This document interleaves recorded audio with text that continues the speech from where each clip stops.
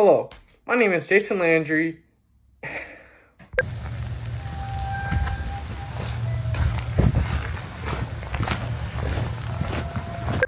Hello, my name is Jason Landry.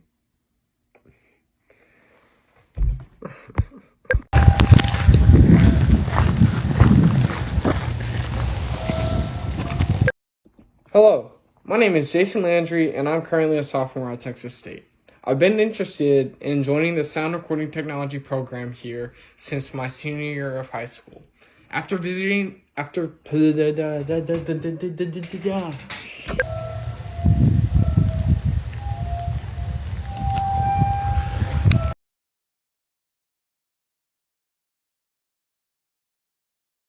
got a call at 2 a.m. from a highway patrol saying our son was in an accident and they didn't know where he is. And I stand here almost a week later and I still don't know where my son is.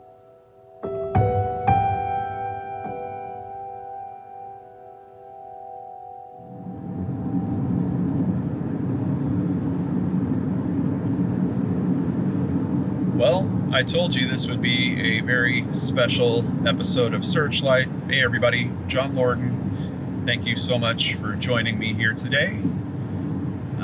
This is December 13th. It's Friday. I just landed in San Antonio Airport and we are heading out to Luling to join both the vigil and of course the search efforts that are happening this weekend for Jason Landry. And even saying his name while I'm making this drive is choking me up just a little bit, wondering, is this the same highway that he took that night? Wondering what type of experience I'm heading into. It's comforting in one way because I know and care about his family so much. We helped bring his parents to CrimeCon, and thank you to our friends at CrimeCon for being part of that and making that happen with us. And I'm looking forward to seeing his parents again, but I know it's going to be a very tough night for all involved, and I'm just hoping that there's going to be a lot of prayers and support and love and hopefully another shot of hope to kind of kick off the weekend and everything that we're doing. I have been supporting missing persons cases for so long, and I have never actually put my boots on the ground. I've learned about these searches, of course, in some way shared in the successes that Jason Watts and his team have brought, and now I'm joining his team on the ground to try to have another one of those successes. We had our kind of newbie Zoom session for the new people in coming into the search team for this, and of course I was one of those. And to hear about some of the risks that we're facing, and this is no joke. This terrain is very tough. Of course, they're worried about rattlesnakes. I don't know if the cold is actually going to make it more of a threat or less of a threat. I would think they would probably try to hunker down somewhere warm, but I don't know if they're going to be looking for heat sources. We're going to be having to wear gaiters to protect our legs from them. There's also issues because of this being old oil fields. So there are search team members that are going to be wearing gas detectors effectively, and there's some risk around that as well. So I'm really appreciative of all the precaution that they are taking with all this. And I think it speaks even more strongly to the type of people that are willing to do this and risk some level of harm to themselves on the chance of trying to ease this pain that the Landry family has been facing for 4 years now. So,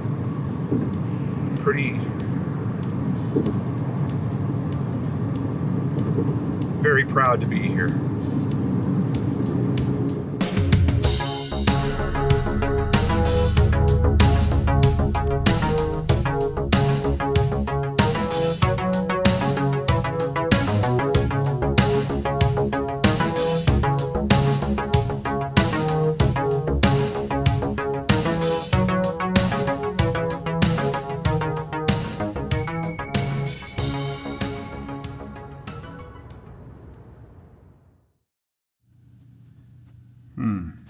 3:13 on Friday the 13th. But typically 13 has actually kind of been a lucky number for me. So on, basically they're setting up for the vigil today, and I want to go help them. So I'm going to just try to get some lunch real quick and then head over there and help them. Right now the weather is it's just kind of drizzly right now, honestly. If it's like this tomorrow, I think it's going to be great. It might be a little wetter at times, maybe not. But another thing that we had to do is install a special app on our cell phone. Cal Topo, I believe is the name of it. And essentially it's going to be tracking us while we're out there. So all of the movement for all of the searchers is going to be cataloged, and that way they can add it back to the map. From what I understand, some of the areas that we're going to be searching today have been searched before, but I know from talking to searchers that sometimes you have to go back to an area more than once to make these discoveries. So, and on top of that, there's a squad. I'm kind of hoping I might be able to get on this squad. There's kind of like this hit squad where they're going to be going to particular areas of interest that maybe they didn't fully explore yet, or for some reason they want to go back there specifically for some reason. So they've got kind of a few different approaches that are going to be going on as we get into this. So you kind of come out of this neighborhood and then you hit Salt Flat Road. Oh, I got people waiting for me up here, I think. And it just hits you because if you've checked Google Maps looking at what happened out here with Jason, like, it's a very distinct look.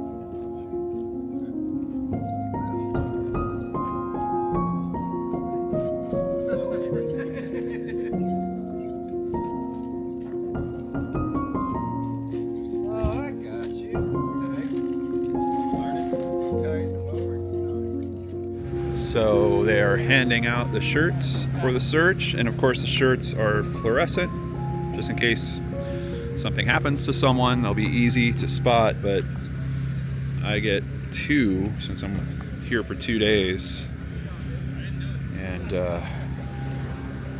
kind of proud to have my own one of these. All right, Jason, where are you taking me?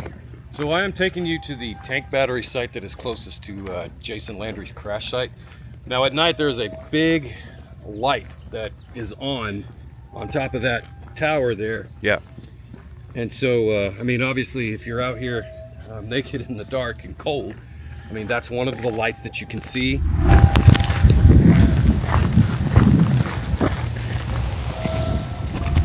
So there's a big light on this tank battery site. There's a light at the abandoned home down there. And most of your big tank battery sites that are out here are gonna have lights like that. So, yeah, I know this is one of the features that grabbed me in terms of just looking at it from the Google Street views and the satellite views. Because I was just thinking, like, where would he go? Like, what would attract someone in the middle of the night if they were trying to get away from the scene of the accident for some reason? Like, where would you hide? Almost like, with Brandon Lawson's case, like, exactly. Because in that case, we know that there was an element of him wanting to hide from the authorities. Correct. So it's kind of just hitting me the same way. But so is this one of the initial search places that you guys hit with this? This is one of the many that have been hit, not only by us, but just about every search group that's come out here and looked for him, just because of its close proximity to the crash site. Yes. Yeah. And I think it's pretty awesome that you've got some good relationships with landowners out here. Yes, yeah, like I said, most of the landowners have been very gracious to us. Cindy and Felicia have good relationships with the landowners. I've made good relationships with a couple of them. So yeah, it's awesome for people to be so willing to, you know, let volunteers come onto their property, especially when you've got like equipment like this and all kinds of dangerous stuff. Yeah. Yeah, there's these little guys all over the place, huh? Yep. And what you're seeing there is what's called flaring. Oh yeah. The excess gases from the oil wells is being burned off. So you can see that at night too.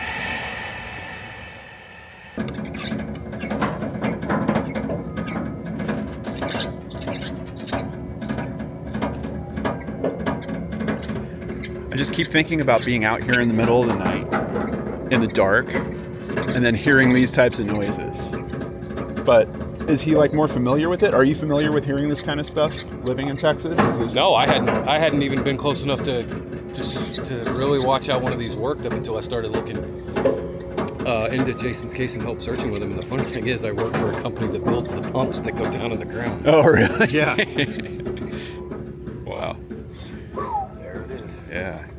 Oh yeah, there's a sulfur. Hydrogen sulfate. Yep. Yeah. And it can kill you if you're not careful. Yeah, I was telling them a little earlier about the meters that you guys have to. Well, we. Are Yeah, gonna I'll have. show them to you. Yeah. They're back up at base.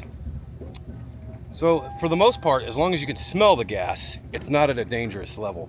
Right. You will not smell it when it's at dangerous levels. That's why you have to wear the meters. Got it. Now, like I said the other night in our kind of pre-search meeting, Yeah. we've been out here for 2 years. Not one time has one of those monitors ever gone off. Yeah. We've had some pretty couple close calls, but nothing bad enough to really scare us off or anything. We were on this property here north of us one time, and we were going around one of these big brush piles. Big old bobcat jumped out. Yeah. Yeah, that was pretty interesting. Just because I want to try to explain to them, I did not understand this until you showed me. So his car obviously it hit past where that blue tent is. Mm-hmm. And I'm not going to zoom in because I want you guys to get a sense of the distance here. But his clothes are found, is it at the bend? Yeah, kind of right about at that bend. Yep. It's a lot of distance. 900 feet. 900 feet away. And he has nothing for footwear. Nope, not that we're aware of. I mean, once his slides were found, the presumption is he was barefoot. So weird. And I heard you've done an experiment in terms of trying to walk on this barefoot. Yeah, initially we didn't think it was very possible to even try to walk barefoot on gravel without tearing your feet up. That's been a hot point of contention in Jason Landry's community, so I wanted to try to answer the question myself. Is it even physically possible to do? And as long as you walk in the center of the road here, where a lot of the traffic keeps the gravel kind of beaded down, Yeah. it is manageable. You can do it. I walked from where Jason's slides were found all the way down to Pumper Road, which is just over half a mile. I didn't have any cuts or anything to my feet. My feet weren't unreasonably sore. Yeah. I had a couple tender spots, but it was manageable. Now you can't take off running or anything. Right. But if you walk carefully, you can do it. Now, have you tested walking in the brush? I have not, and I'm not jumping up and down to do that because It's tough, right? it would be very tough to do that. Yeah, I mean, even navigating it through boots, like it's super uneven. I can feel that there's kind of sharpness in objects that are under your feet constantly. Right. So it really leaves this giant question in terms of where does he go off to? He's walking on the most comfortable surface he can without his shoes. Why did he take his shoes off? We don't know. But he's not going to have cut out into the field necessarily. Not necessarily. Of his own accord, at least. Yeah, I mean, we don't know what his state of mind is. Right. Could he knocked himself a little loopy in the crash? Again, we don't know. There's just so many unknowns. That's what makes cases like this so frustrating. Yeah. I mean, if we knew what happened at that tree, we would probably know everything. Now, I know that there was a rumor at some point about some thugs that are out here that might have done something to him or something along those lines. Have you ever heard any locals that? Yeah, I mean, this case is like a lot of cases that, you know, are popular. There's a million theories. Half of them are, there's no base to them. It's local rumor. There's usually 4 main rumors that circle around a big case like this. They're put through a wood chipper. They're under concrete. Right. You know, the cartel did something. The police did something. Right. You know, and it's all, in Jason's case, it's just based on information we have right now. All of those theories are speculatory. Yeah. There is no reasonable, conclusive evidence that could lead someone to think, yes, that is in fact what happened. Now, I mean, a lot of this area out here has been searched, and so far, no trace of Jason has been found.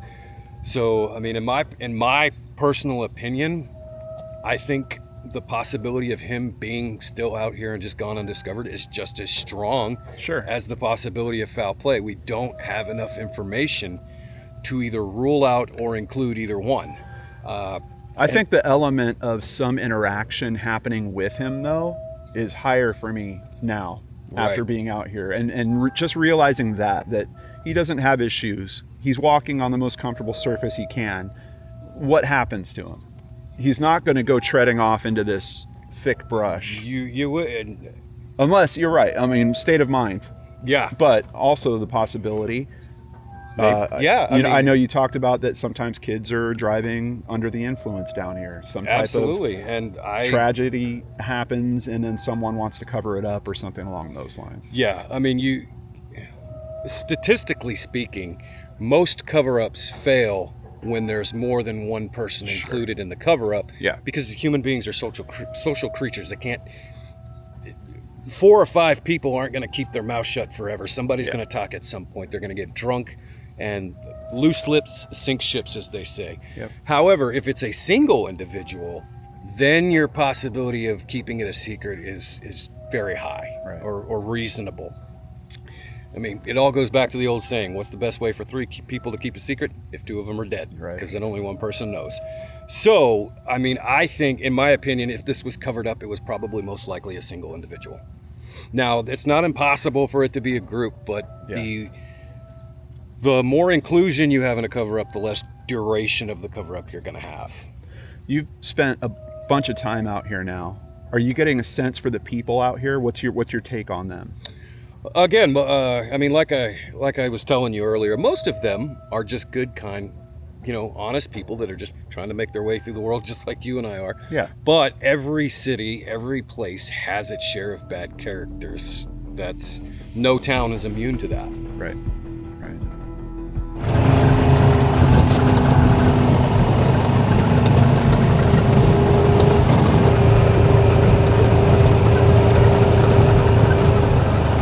Like I said, the landowner is very, very gracious.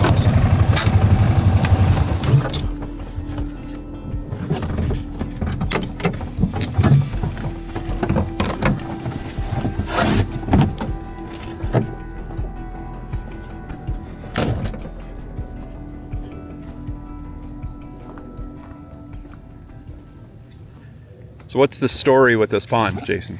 Well, a couple of the dogs that were out with the initial search teams, Texar, a couple of their dogs alerted to this pond, and then they brought in a sonar technician who spotted an anomaly in the pond, so they were reasonably confident based on that info that Jason may have very well fallen into this pond. Okay. So they brought in a team of people, they pumped it out. It took them 5 days to pump the whole thing out, and Jason was not in there.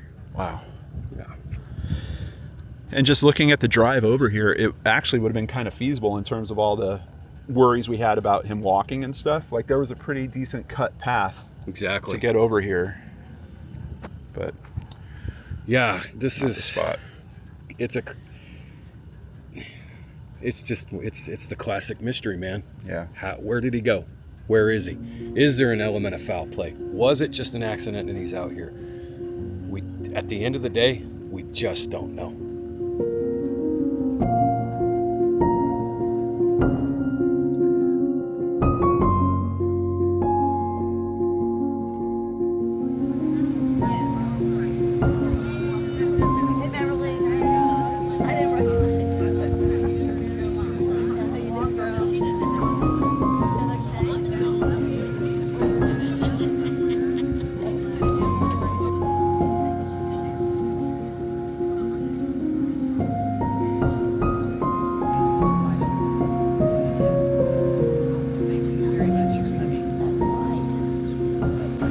It means so much to us that you are here today, each and every one of you.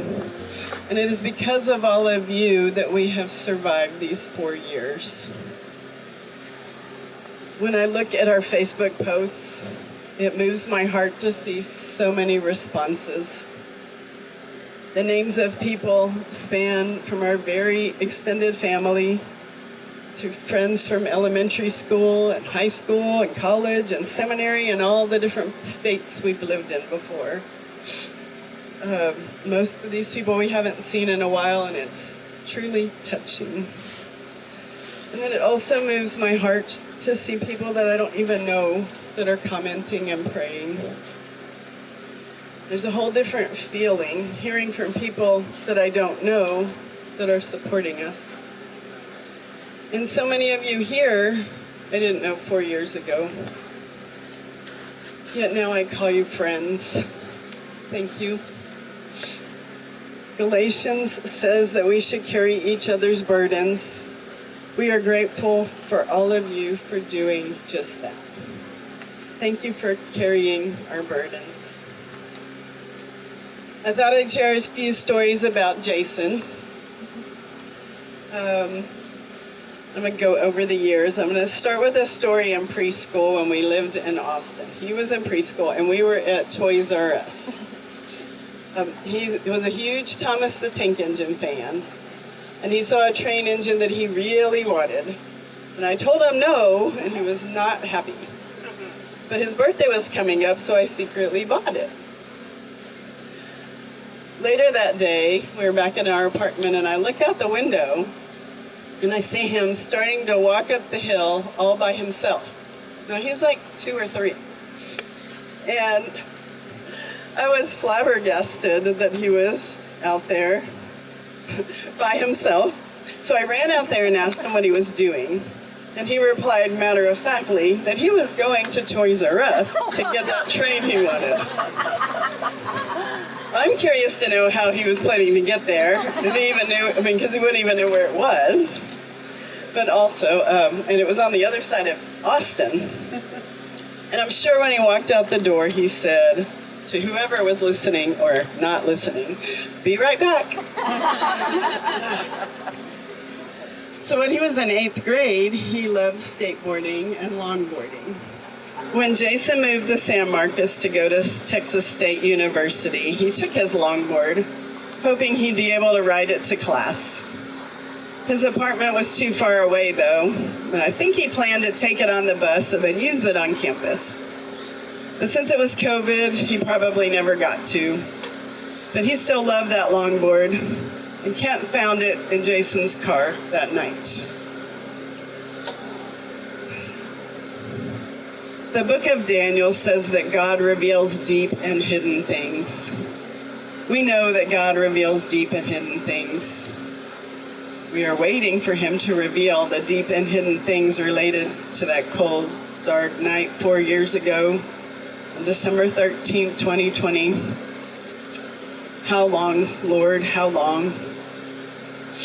Psalm 6 says, "My soul is in deep anguish. How long, Lord, how long?" And to take the words from Psalm 143, "Answer me quickly, Lord." Yes, please answer us quickly. And I'll end with my go-to verse for Jason. Say it with me if you'd like. "The light shines in the darkness, and the darkness has not overcome it."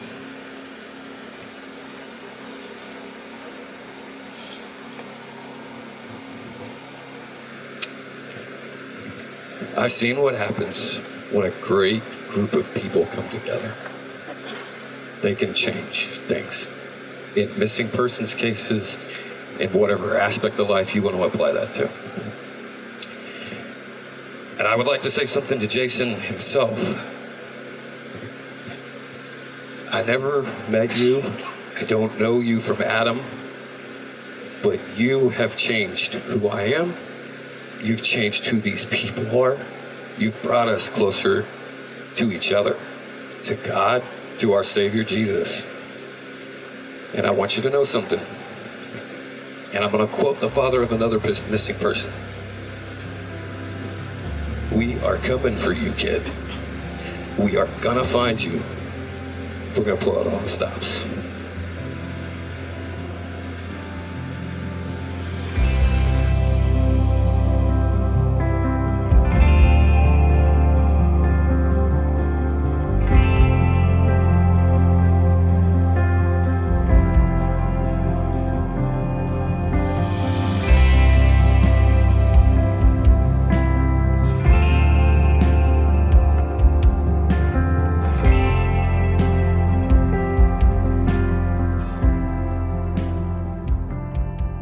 Take a moment to pause and to reflect on your blessings, because you may be the only light of Christ that someone ever sees. You may be the only Bible that anyone ever reads.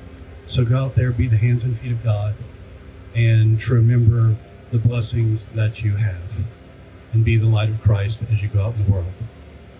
In whose name we pray. Amen.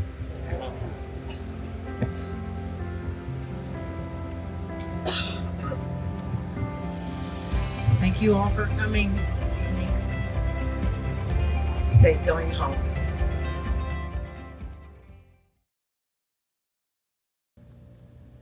It is the next morning, and I feel like I didn't get a whole lot of sleep.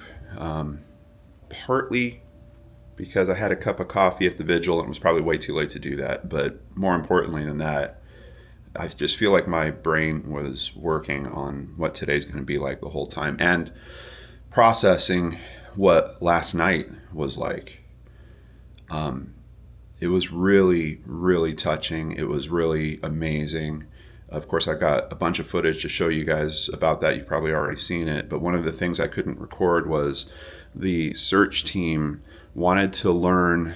There was this Energizer dance that Jason had taught to a congregation, and they have a video of it. So the search team was really adamant about like, hey, watch this video a couple times and try to get these moves down. So I mean, the things I expected to be at a vigil were there. Amazing memories, kind words of faith, the candles, all that was there. But I never expected that you would have a group of people dancing, a huge group of people dancing at a vigil as well. And it even had that. It just really hit me on so many different levels. I got to spend a ton of time with Jason's parents. Like I spoke to his dad for at least an hour straight, and his mother as well after the vigil. And they're just such kind, compassionate people. I've said it since the start of learning about Jason's story and learning about his family. How could you not want to help them? But if there's anything I picked up on last night, just from the vigil aspect, if you ever get an opportunity and want to be part of something really special, you got to do it. You really got to do it. It is very worth it on so many levels. And the family and friends and the people that would kind of be expected to be there are one thing. The people that they don't know, that adds a whole different level to it. So don't be shy about it on that level. Know that it could make a really special moment for the people that need support. So time to get going. We got some work to do, and hopefully it's going to be something along these lines. Let's do it.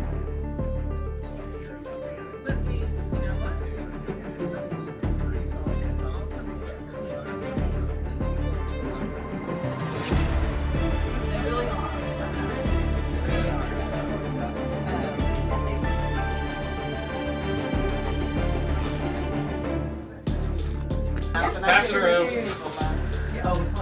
Pass it around. Get a good look. Yeah, y'all are going. Well, pass it around. Pass it around. I pass it. Okay, I think we're ready to start. Yeah, I'll just kind of give you all a quick rundown. Hang on, we're gonna start. This east to west one right here. You guys are gonna have to call an audible at the line there when we get out there.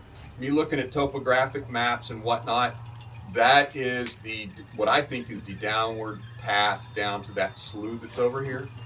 So if you did go to the pond, and then took off and scent was lost there, that is, from my determination, the most likely path of least resistance going downhill to Okay. that slough of water. Which the sloughs were dog checked, but all that, other than that, really was only drone checked. Okay. And that's why I wanted to walk. Where he's talking about, you see where he's talking about? Yeah. That's where I wanted to walk and see what it felt like. Okay. For that very reason. Here, Keep let me going. pull out the QR code and everyone can start scanning that in because it's specific for the search and you will actually It basically turns our phone into a GPS tracker. Here, I'll show you some of our. And then you just hit OK. So Jim, are they gonna connect to the other This is maps? the one we use for brand. I will. These will be caught in a separate layer. Each one So of to those speak. lines. And I think it's the same. I don't know that for a That fact, looks, but well, that looks like, yeah. And look, Yeah, here's at the some thing. point, yes, we are. This is everywhere we search so far. And that, see that big white, see that? That's me.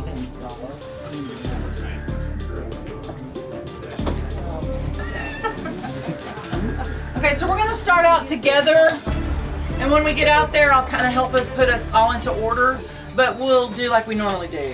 You on one end, Jason's gonna be on the other, and Maddie's gonna be in the middle, and then we're gonna disperse from there. Hang on, we're gonna talk, Red's gonna talk to us.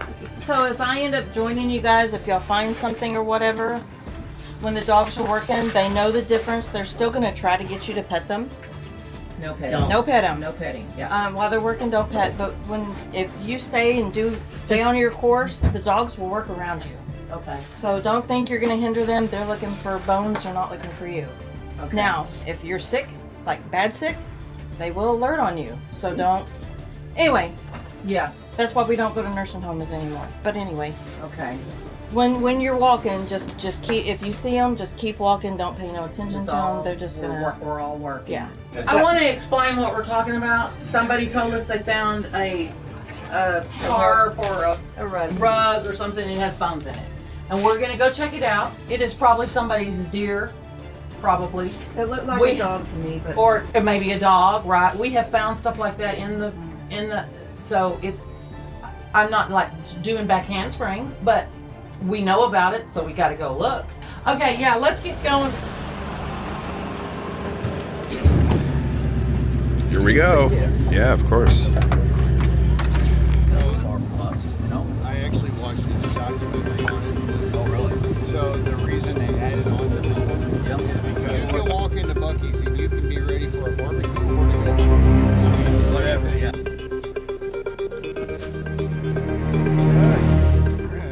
be with us today and hold us in the palm of your hand. In Christ's name we pray. Amen. Amen.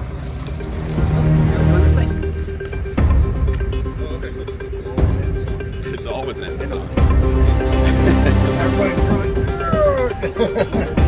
Morning groans. All right, so I'm gonna flip around and we're gonna go in that second cattle guard right there after where his clothes were found. I'm gonna be right here. 10-4. Depending on how you drive.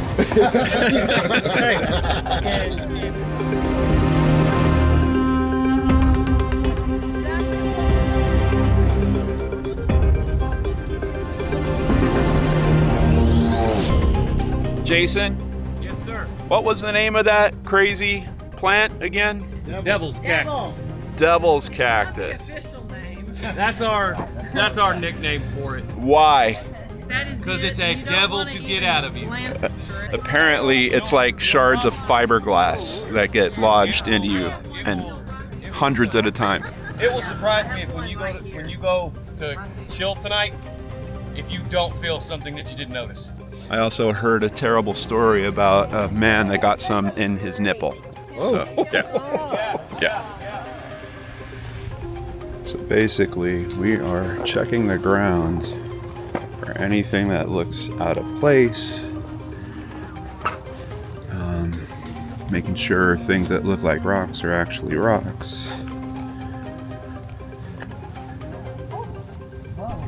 Trying to avoid hazards as appropriate, but get into areas where bones might have settled. And John, things can be partially buried.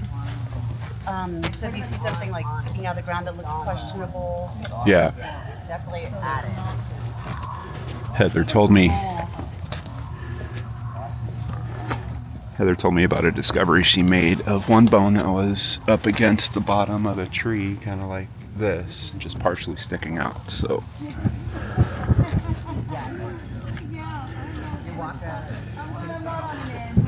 that's kind of what we're trying to do here. Bovine?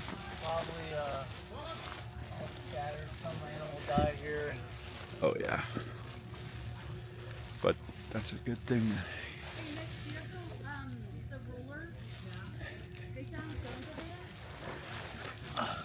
It's a good learning moment, if nothing else. Oh yeah. To identify what we're looking for. Well, Jason told me yesterday we would certainly run into bones, but we're not even an hour in yet. More back here. Right there. I think that's too big to be. Yeah. Yeah. A lot of times, whenever you have like this, it's probably all part of the same thing. It's just been scattered. It's a field. Yeah. It's a field of debris. Yeah. You wait till we get on like a completely fresh. hollowed out. Yeah.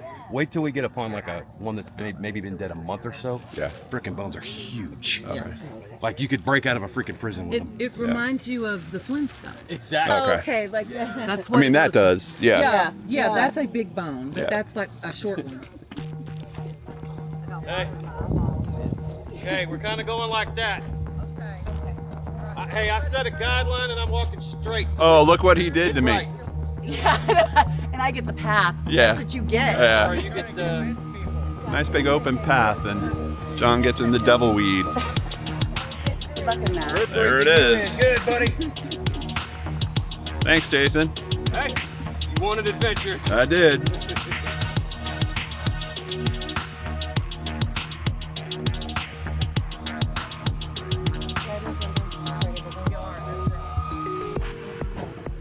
This is the pond where they did not find him, but they did feel that they were led here by the dogs. So this is a pretty high area of interest. That over there is where Gator hit. All along that over there. Like this is an animal track. This is what it's gonna look like. It's this. Unless the water was just up higher last time. And it was because the water would be way up here. Yeah. It is down. It's way down. The water would be up around here. And we also know that a little girl drowned in this pond Many years ago. and we said maybe that's what the dogs I were don't know if hitting it's on. down or not. What? Lisa said to me early on that there was confusion with the dogs out there. There was confusion as to what the different dogs were indicating. Yeah. That told me then, in my mind, well, maybe we should ask some more questions then about the dogs. That the scent stopped in the road. Nothing against that reporter, but he reported that, and then people like me and you who are seeking information, seeking stuff to help move forward on this case or figuring things out, a lot of people hung their hat on that. His scent was here. Why it was here? Did he walk here? I don't know. It seems as if he walked here.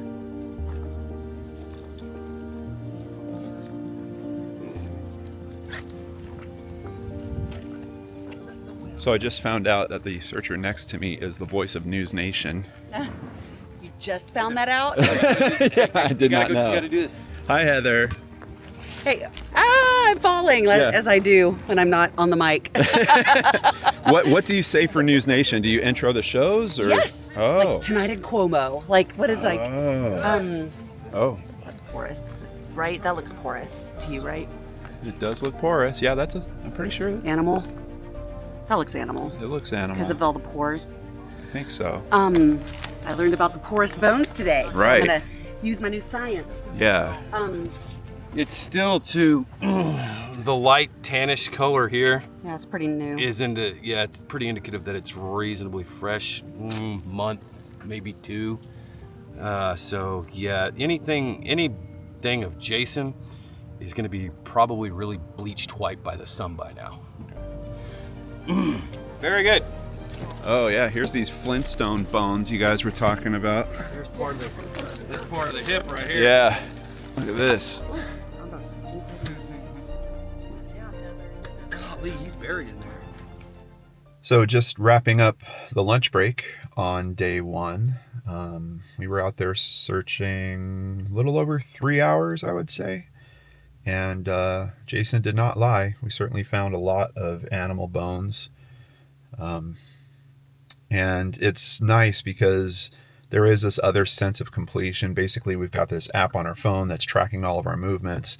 And then kind of at the end of our whole time out there, there's this one guy that's driving around, and we kind of circle back with him, and Jason was reviewing the maps with him and just talking about like, hey, look how good the coverage is on this section. And that's really, I mean, outside of course finding something, that's the next best thing, is that you are looking at this big giant map and you're trying to fill it in with colors for saying, hey, this area has been searched.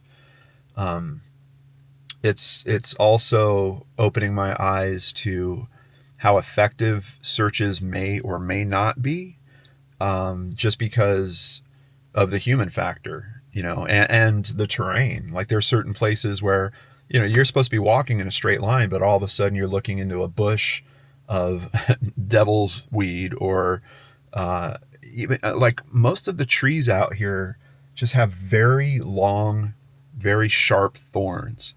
So just moving around that stuff, it's deviating you from this kind of straight, perfect line that you're trying to do constantly. And, are you missing things in that is kind of a question in my mind. I know I've heard from searchers before that you can never be 100% sure about, searching a particular area, maybe more like 70. And I think I have a much better understanding of that now after, being out there this morning and doing it. Also, it's weird because I think we probably walked maybe about 3 miles total. So you're not going at a very fast pace. For me, I'm used to running long distances, and this is more mentally taxing, even though you're walking much slower. All the focus that it takes, because you're constantly looking, you're constantly searching, you're talking to other people because you're trying to keep it also engaging and fun. Like, all these people are volunteering their time out here. You want to keep them kind of motivated. So there's a lot of energy being spent in a lot of different ways, which I wasn't quite expecting. Like, we're here just halfway through the day and I feel wiped. Now, admittedly, I did not sleep good last night, and I heard the same story over and over this morning. No one did. Everyone was kind of caught in that spot of, thinking about the vigil last night and, of course, what was going on today. So our lunch break's going a little long because of this. They were tracking that a storm was coming through. It's only going to be raining like this for maybe 15 or 20 minutes. So we're just kind of hunkering down, waiting for it to pass. Jason tells me that I am going to be part of that group that's breaking off. And there are a couple of, I guess, wells in particular that they want to check out. So Jason and myself and another person are going to kind of break off from the main group and go do that as soon as this passes. So we'll see what that's about. Kind of another different twist on the searching thing. This is a little bit of a strike team that is going out for a very specific search on a very specific place, as opposed to the mowing the lawn pattern that we did for the first part of the day. So see what happens.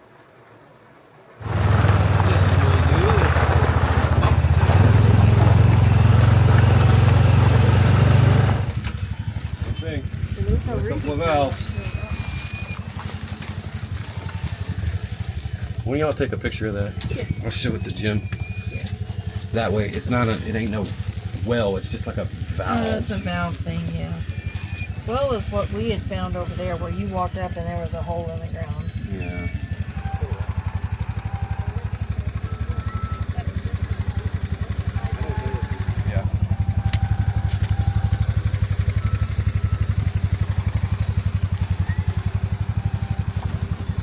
Oh yeah, it's the same thing.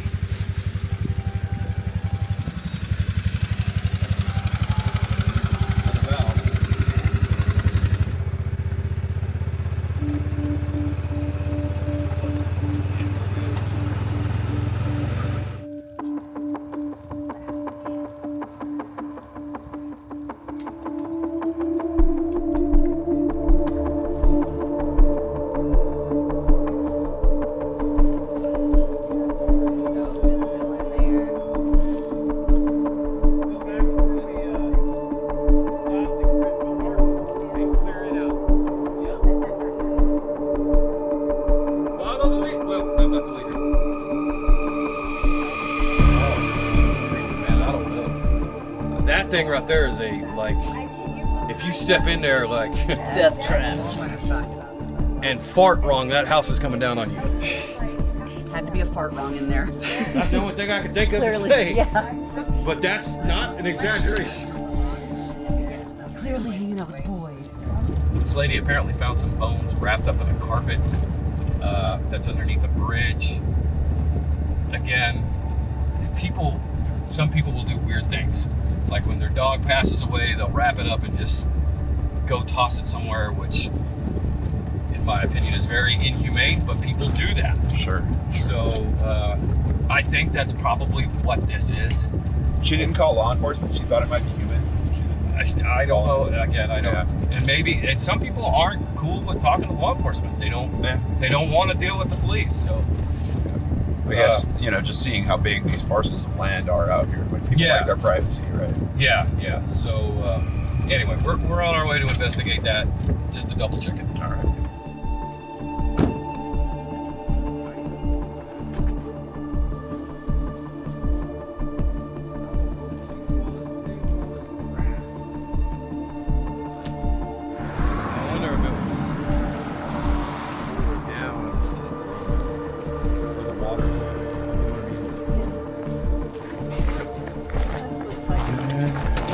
I don't think that's what she was referring to. Doesn't seem like carpet.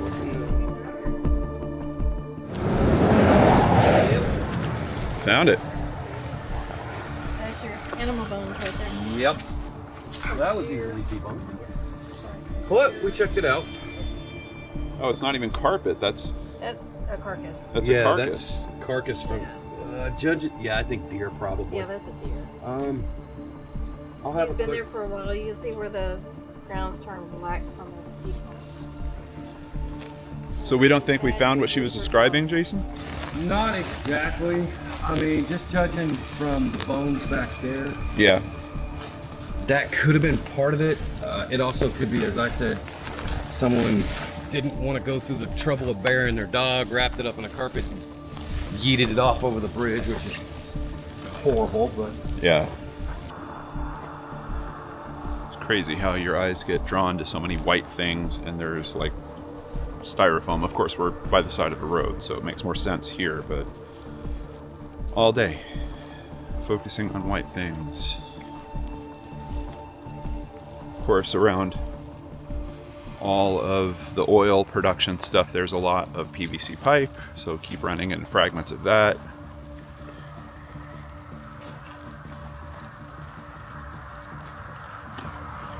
But it almost feels like you're just looking for a lottery ticket. Like we're not even in the search zone right now. We're just kind of doing this other check.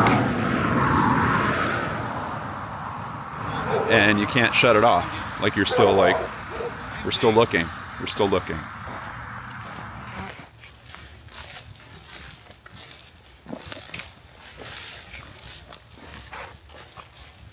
So we're trying to match a picture that the tipster gave to them.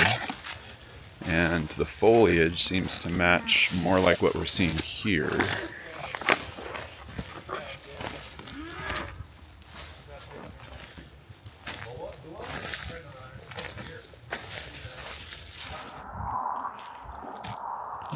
Trash bag right there with animal bones in it. I mean, so people are dumping animals out here.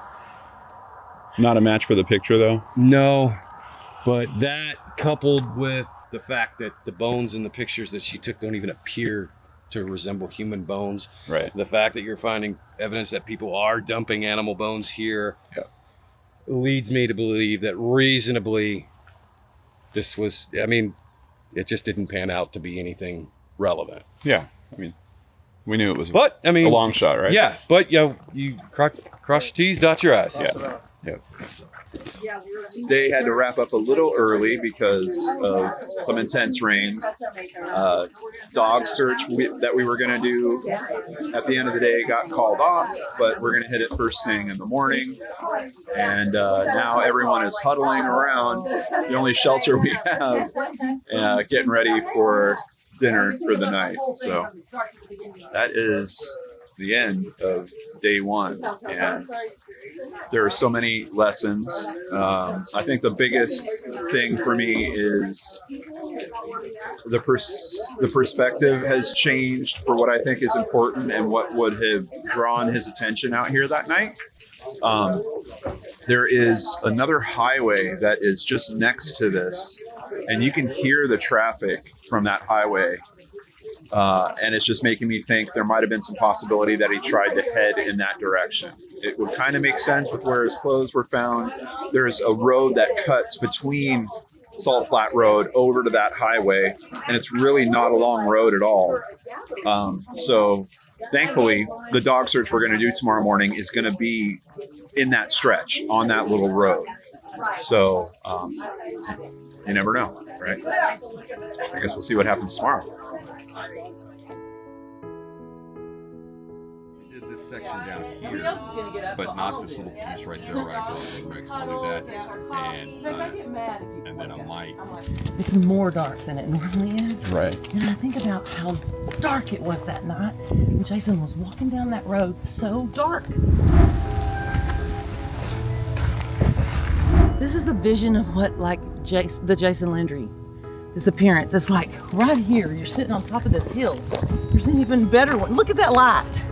I'm not sure where that is, but there's lights like that all out here. But if you stand here and you got a pump jack, and you can just see land going forever and ever, and there's the pond.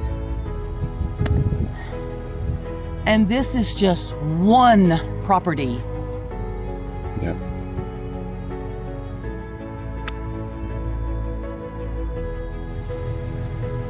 And when it's not cloudy like this, that sun comes over the horizon right there, and it's the most beautiful thing. This turns from just, it's a beautiful place. It's God's land. It's so beautiful.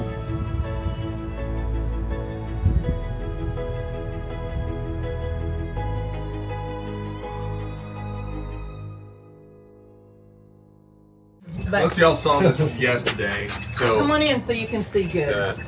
Travis, You be able to see good. yeah, and Whitney. I'll just show y'all real quick here. And Donna, come on. I want you to see. Okay. Just put it So through. we'll be Yeah, using just the push. CalTopo app on the phone See. that does all our tracks. This is all the tracks we've done from just this weekend. We hope there's more, but we make them up with bupkis on this one. But when you look at that and you get out there, you can clearly tell this was someone's old home site. There's fence rows, there's trees, and we did kind of this northern piece right here, but I feel like somewhere right in there has to be a well. Are you cool with being recorded, Whitney? Yeah. I consent. I'll sign a waiver. Whitney is here. Whitney, what's your show? Navigating advocacy. That's right. And what else you doing? You got all some kind of kinds of conference things. coming up? Yep. Advocacy conference in March in Indianapolis, 2025. advocacycon.org? Com. .com. Yep. .com. Yep. All right. She's gonna kill me before we even get down there. Yep. I'm just kidding. I'm about to make an inappropriate comment on recording. And you can quote her. That's Yeah. right. What is it all your friends told us when we were searching in the 115-degree weather? Put your purse down, Jason. Even though the only two women out there weren't complaining. All the men were.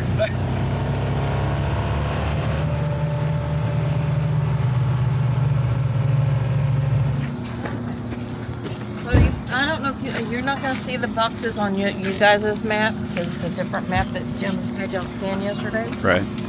Look and see if you have the old Jason Landry map.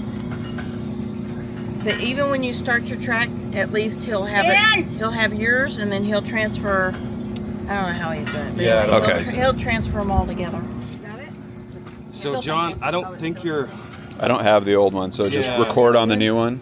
Yeah, you're just. Yeah, you can record on yours, and I'll have Jim move it over. What color are you picking? I think it was red. Okay. Yeah. Yeah, I've got it. Okay, good deal, good deal. So the plan is, let him come over here.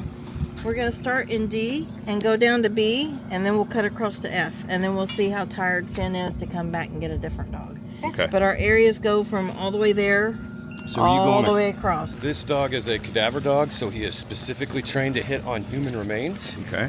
So if there are any human remains on this property, hopefully, Finn will be able to smell them and lead us right to them. Okay. That's always the ideal.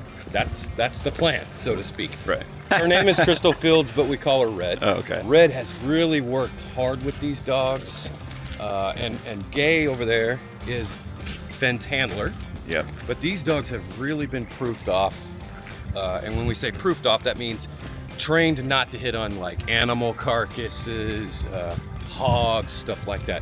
So they are really, really laser focused trained on specifically human remains. So, and we're just trying to trace, like, we're marking where he's going, right? With our app. So we have a tracker that we are tracking ourselves with, and they actually have a tracker on Finn. Oh, he's got a tracker too. So he's got All he's got a tracker attached to his collar.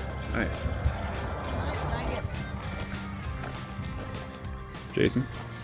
That is probably animal. If that had been human, he'd have stopped dead in his tracks. Okay. So that's probably, just judging by the size, that's probably deer. Got it. So yeah. That's my first bone find. Good job. Yeah, it's a little deer. Okay. So if Finn finds something, he will sit down. That's the way he alerts.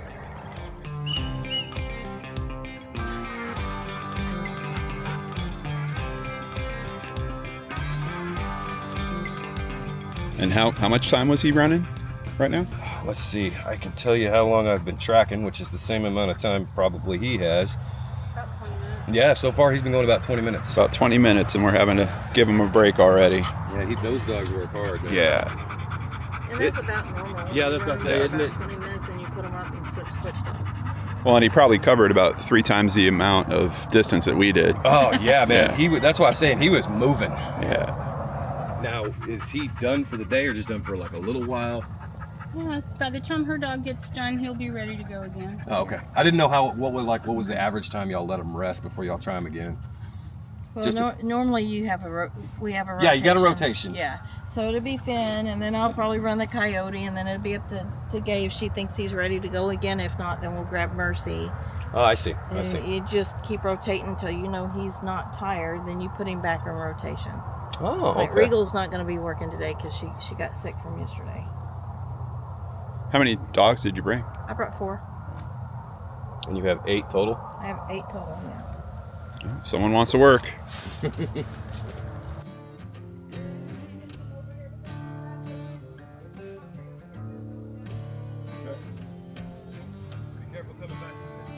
Did you mark this too, or? Yeah. Since they're right there in the same area, we'll be able to come right back to them. Okay.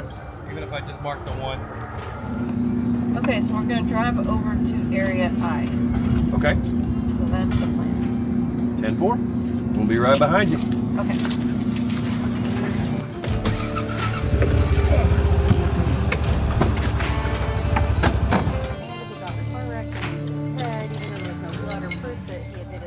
The crazy lady in the trailer with the gun killed him, and right?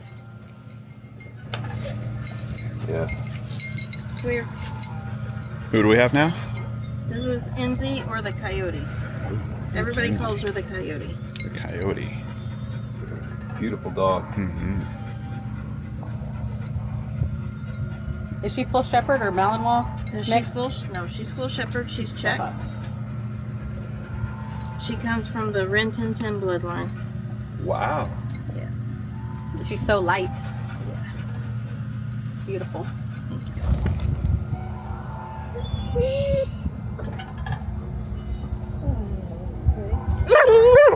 sure? Go.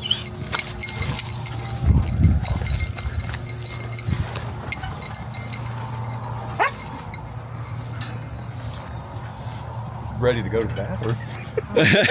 Ready to go to the bathroom.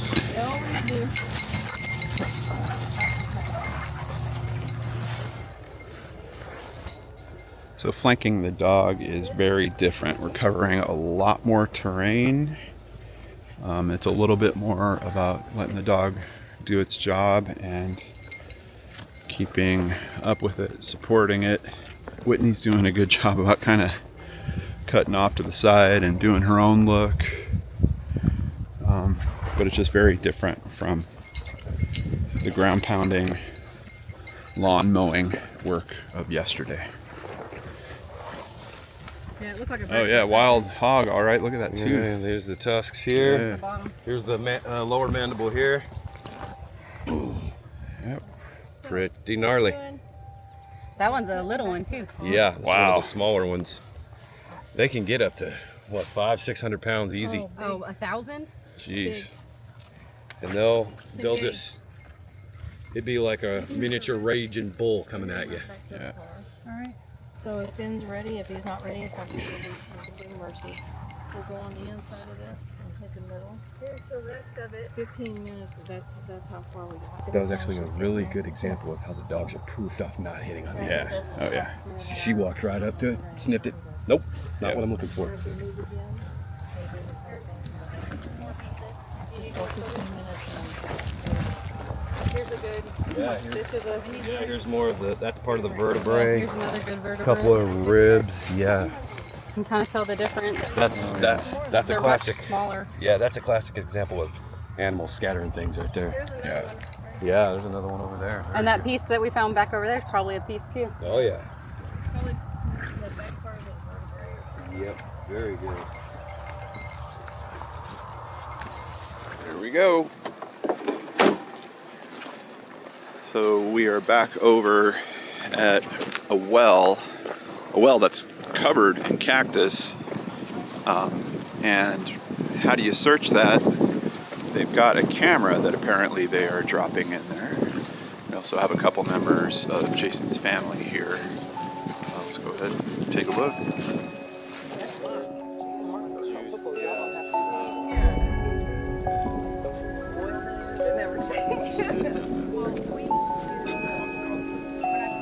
You want to get in there? You go. We'll watch. So I'm just going to stand this far. Hey Dylan, can you like Maybe turn or twist it? Yeah. The antenna is getting hung up. The underneath antenna the- is hung, yeah. Yeah. There you go. There you go. Whoa, you hit water. Oh, you're in the water. Yeah. You're underwater. Is that let waterproof? Let it drop. Yeah, that's Okay, what it's go, for. go. Let it drop. Stop. Go back up. Just pull it up a hair. Yeah. Isn't that? Whoa! Go back. Go slow. Something's floating in there. To your right. To your right. We think to your right. Sometimes it's backwards. This. Something's in there. I can't. I know. I saw it too. Just saw it. There you go. You Now. busted Oh, right there. Stop. Whoa! Stop. What is that? I don't know, but I want to know what. Okay, hang on. Okay, that is. What is that? A rock? That is. Hang Wouldn't be on. a Let's rock study floating that. on the water, No, right? it looks like that armadillo bone. That's what I thought. But hang on. Let's study this a second. Hang on. Anybody have any fishing hooks? Okay. Yeah, that's a leaf. Yeah. Okay, it's a leaf now. I see it. Wait a minute. Are you sure? Yes. Yeah, we can you see can the see the little points on it. veins in the. But what It's about a. Yes. It's what a about leaf. the pokey thing? It's probably like a One of these. Okay. Okay, you want me to keep going down? Yeah. Yes. Yeah. Yes. Bones don't float, right? No. Bones No. don't float. Wow, the water. The water is deep. And it looks clear. Yeah, It yeah, is it's so remarkable. clear. That is Remarkable. incredible. If it's a bone and it's in that water, it is not going to be white. No, it'll be. It'll be the color of the water or the color of the. It'll be brown. It'll be clear. Really? It won't be white Is it like the soaked sun- up? Like, because it'll be full of water. Yeah, the sun can't bleach it, so. Yeah. So sometimes this creek is very high. Yeah. Right now it's actually pretty low, but believe it or not, it does have some good flow to it too in some places. Yeah. And it actually, there's the other end. It actually goes around, wraps around. Oh, wow. Yeah. So there was some real debate on whether he could have fallen in. And you guys have been through this? Waders on? Yes, sir. We even had sifters, and we were sifting to see if bone would, and we did get some bones through the sifting, but they all turned out to be animal. Yeah. You also had a dog hit out here? Yeah, so one dog hit right there where it kind of starts to bend around. We had a dog show some interest there. And then way down there, I'll walk you back there. It's where a log had fallen over into the creek, and the dog was showing some interest there. But we pounded it so well and so hard. We're confident. I mean, we don't know why the dog was alerting, but we're pretty sure that there's nothing in there. Okay.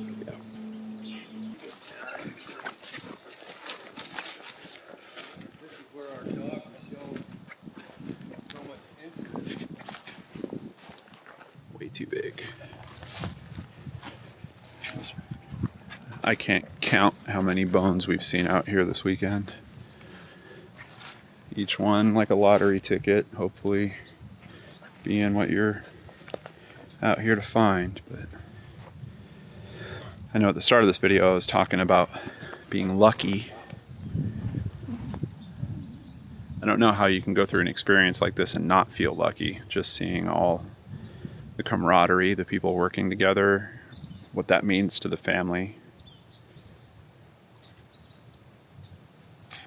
Wow, that is spectacular.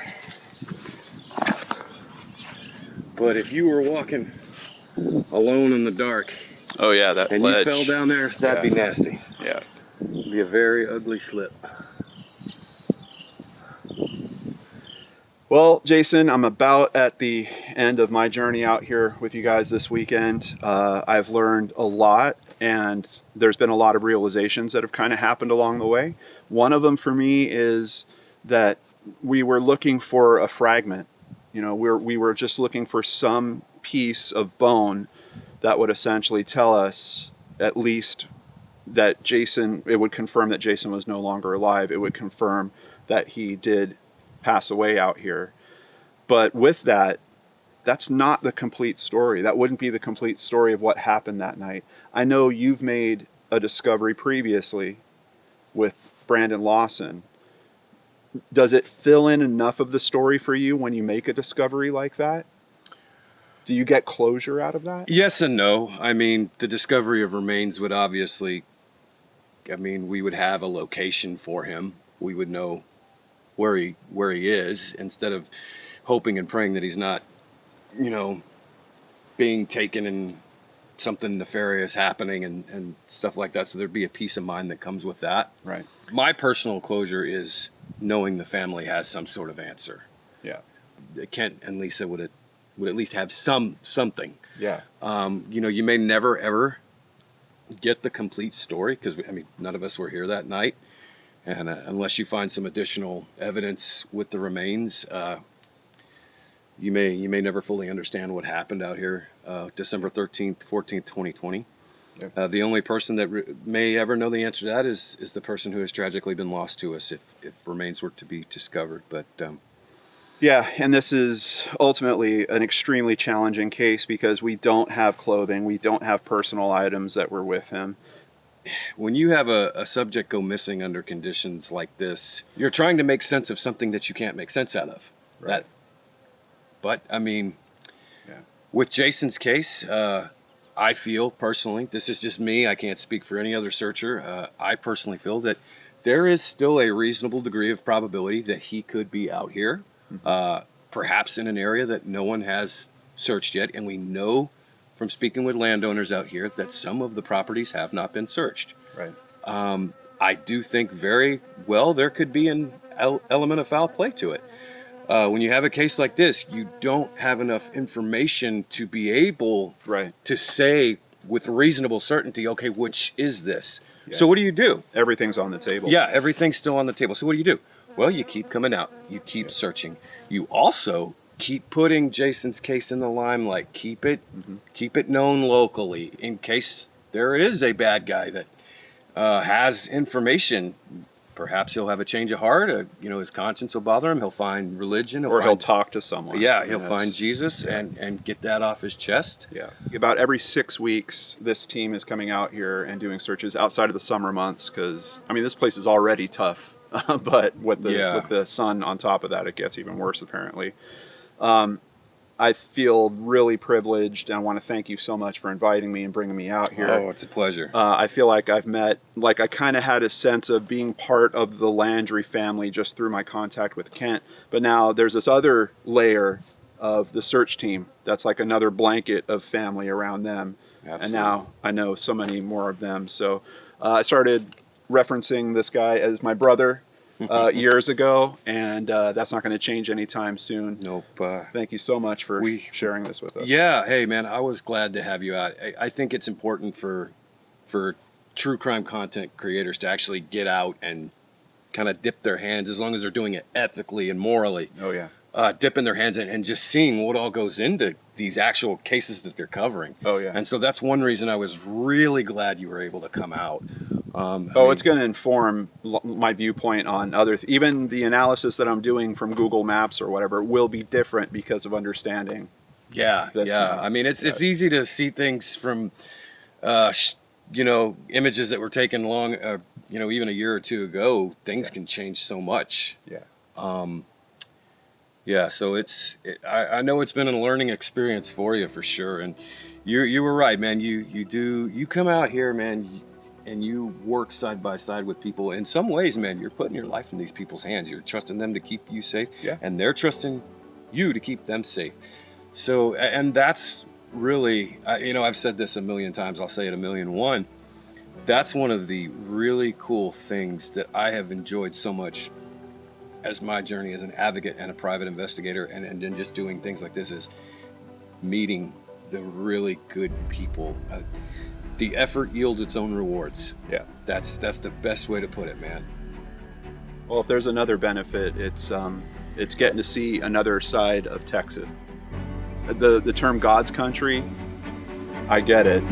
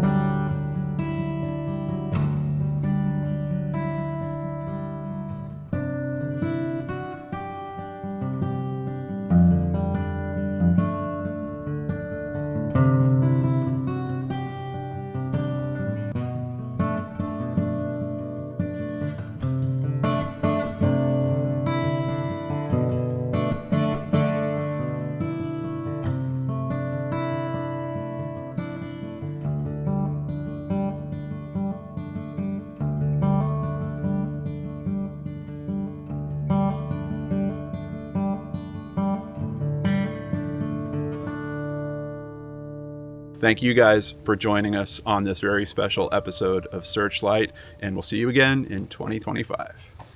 Thank you all so much.